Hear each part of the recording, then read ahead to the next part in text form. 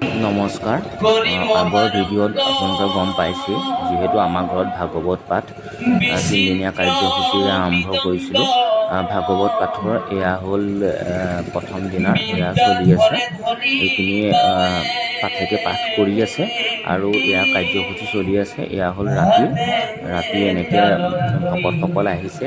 এয়া ভাগৱত পাঠৰ পাঠ শুনি আছে।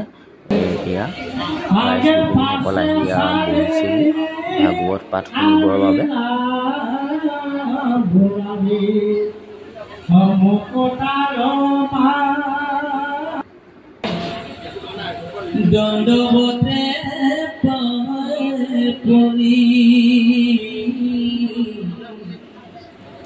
এনেধৰণে পাঠভাগ চলি আছে।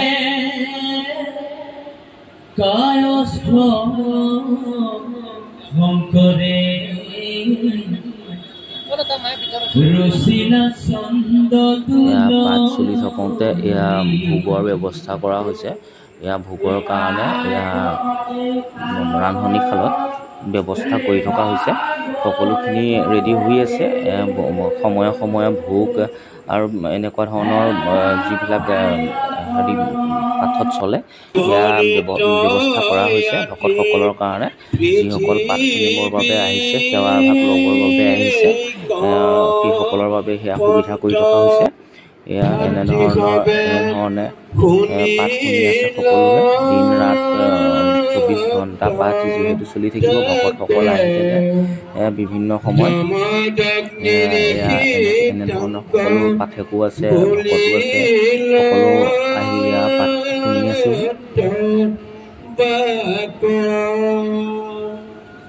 ওচৰ চুবুৰীয়া যিকোনো গাঁও বা আমাৰ গাঁও সকলো আহি পেলাই সেৱা ভাগ লৈছেহি।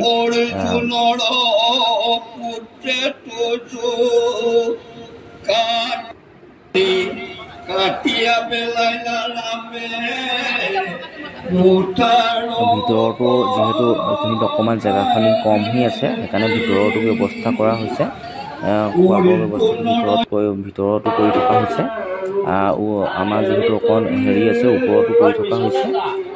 দুয়োটা চাইডে কৰি থকা হৈছে। সকলো জেগাতে ভকতসকল আছে। আৰু এয়া যিহেতু আজি তিনিদিনীয়া কাৰ্যসূচী শেষৰ মুহূৰ্ত, এতিয়া পাঠভাগ সামৰণি সময় হ'বহি। আৰু এই সামৰণি সময়ৰ পিছতে আকৌ নামঘৰলৈ বুলি পাঠভাগ আকৌ লৈ যোৱা হ'ব।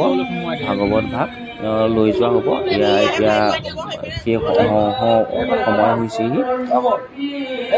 চাবচোন শেষৰ সময়খিনিত আমাৰো বেয়া লাগিছে, যিহেতু তিনিদিনীয়া কাৰ্যসূচীৰে চলি আছিলে।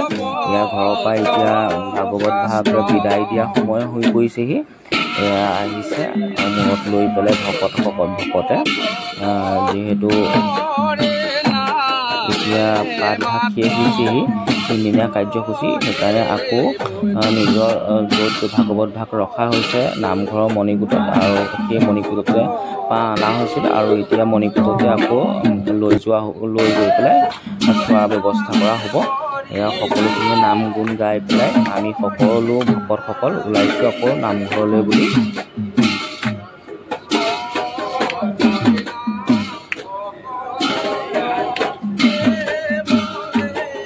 যিহেতু তিনিদিনকৈ চলি আছিলে, লাষ্টৰ সময়ত অলপ বেয়া লাগে ঘৰত। যিহেতু একেৰাহে চলি থকা সময়ৰ পিছত যেতিয়া মানুহৰ সমাগম হৈ থাকে আৰু নাইকিয়া হৈ যায়, পাঠভাগো চলি থাকে, তেতিয়া লাষ্টৰ মুহূৰ্তত আমাৰ ঘৰৰ যিসকল আছোঁ সকলোৰে অলপ বেয়া লাগে মনটো।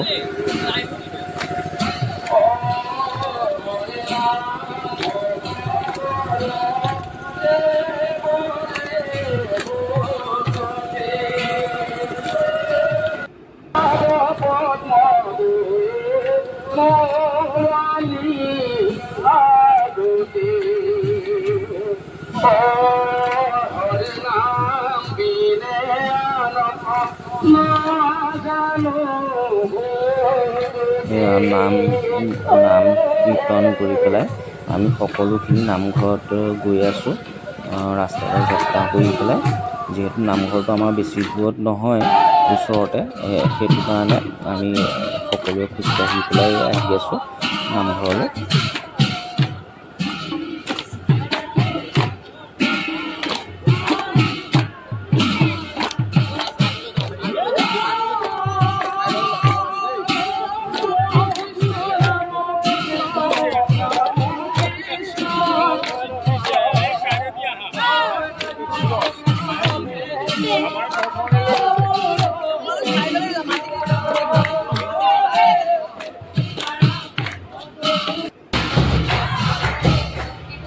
আমি আহি নামঘৰত পালোহি। নামঘৰত সকলোৱে নাম গাই আছে আনন্দ মনেৰে। আৰু এয়া যিটো ভাগৱত ভাগ মণিকূটৰ পৰা নিয়া হৈছিলে আৰু মণিকূটত এয়া ভকত বৈষ্ণৱসকলে নিয়ম নীতিৰ মাজেৰে ভাগৱত ভাগ থবৰ বাবে আয়োজন কৰি থকা হৈছে।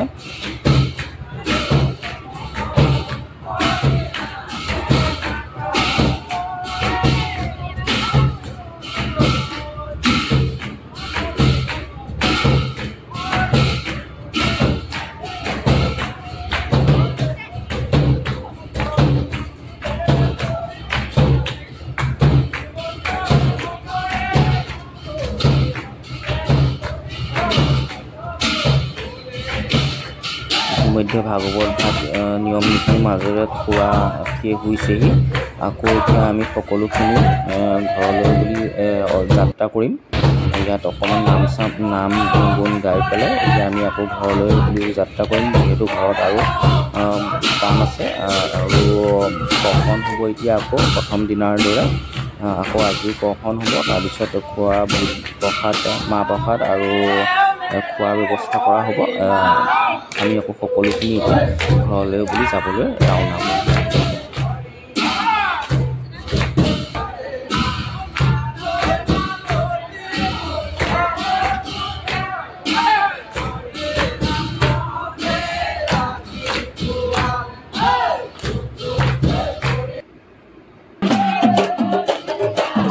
আকৌ আমি ঘৰ পালোহি। ঘৰত আকৌ সেই প্ৰথম দিনাৰ দৰে ভাগৱত পাঠ ভাগ যেতিয়া পাঠ কৰা আৰম্ভ হৈছিলে, আৰম্ভণি সময় হৈছিলে, তেতিয়াও আমি এনেকৈ নাম গুণ গাই পেলাই কৰিছিলোঁ। আৰু এতিয়া লাষ্টৰ মুহূৰ্ততো আমি নাম গুণ গাই কৰিছোঁ। এয়া আহি পেলাই সকলো ভকতে যিহেতু প্ৰসংগত নাম গাই আছে, প্ৰসংগ চলি আছে। প্ৰসংগৰ সময়ত এনেধৰণে চলি আছিলে। আৰু এয়া প্ৰসংগ শেষ হোৱাৰ পিছত মাহ প্ৰসাদ এনেকৈ দিয়া হৈছে ভকতসকলক।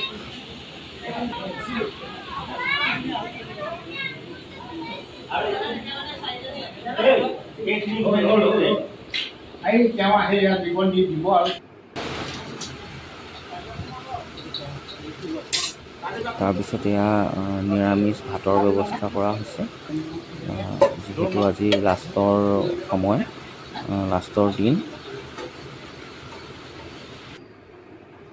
তাৰপিছত এয়া হ'ল ভকত বিদায় দিয়া সময়। ভকত বিদায় দিয়া সময়ত আমি এনেকৈ সকলো ভকতৰ সেৱা লৈছোঁ বিদায় সময়ত।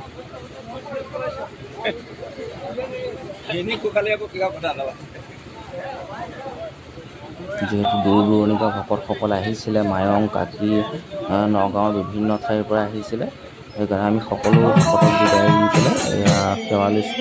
আৰু ৰাতিলৈ যিহেতু ভাগৱত পাঠ ভাগ মহান ভাগৱত পাঠ ভাগ শেষ হৈছে, ৰাতিলৈ আমি নামৰ ব্যৱস্থা কৰিছোঁ। নাম আমি মিলি পেলাই আমি নাম ভাগ ব্যৱস্থা কৰিছোঁ। আৰু এয়া আমি সকলোৱে নাম গাই থকা হৈছে। এনেধৰণে নাম গাই থকা হৈছে।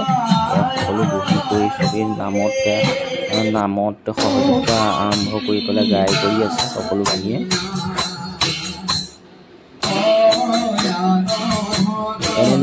এনেধৰণে ভাগৱত পাঠ ভাগ সমাপ্ত হৈছেহি। আৰু এয়া ৰাতিৰ কাৰ্যসূচী নামভাগৰ পিছতে সমাপ্ত হ'ব।